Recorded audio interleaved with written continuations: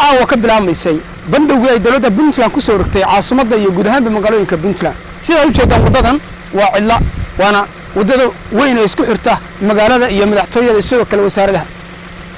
waxaan idin soo gudbin doonaa bal guud ahaan caasimadda Puntland ee Garowe sida caawa looga dareemay bandowgii soo raaca waxaan dhex maraynaa halbowlaha laamiga halbowlaha ah ee magaalada dhex mara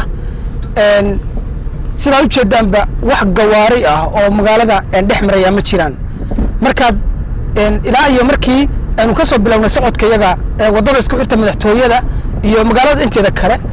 wax gaari ah buundada weyn baan hadda maraynaa sida u jeedaan ma jiro wax gaadiid ah oo madad ah oo dhex maraya marka laga reebo bahda caafimaadka warbaahinta iyo sidoo kale ciidamada iyo howlgalka ku jira shacabka waxay uga gaasmeen shacabku awaamirta dawladda ka soo baxay kaasoo ay dawladdu ku xakameynayso xarunka coronavirus hadda waxaan sii gelinaa barxadii weynada magaalada Garowe aan hadda joognaa barxadii iyo saldhiggii weynaa ee magaalada Garowe sida u jeedaanba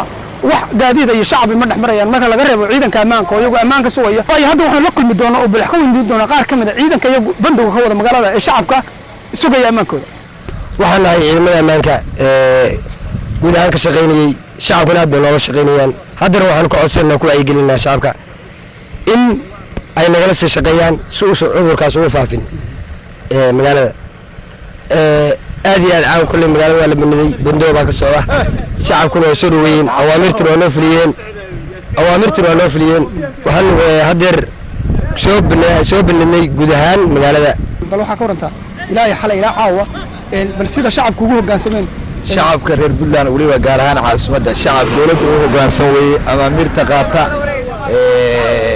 si fiican bay nooga shaqeeyeen shantii maqribna shaqada soo galay haddana salaada baara waa tagaan xilligay tahay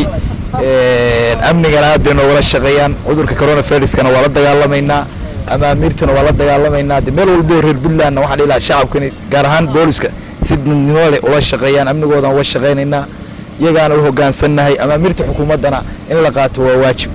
intaasaan ku soo gabagabaynaya warbixintii koobleyd aan ku eegnay bal sida u dhaqan galay bandowgii lagu soo rogay guud ahaan magaalooyinka Puntland gaar ahaan caasimadda Puntland ee Garowe iyo sida uu dhaqan galay waxay la soo siinayaan Cabdiqani Axmed Maxamed fantastiga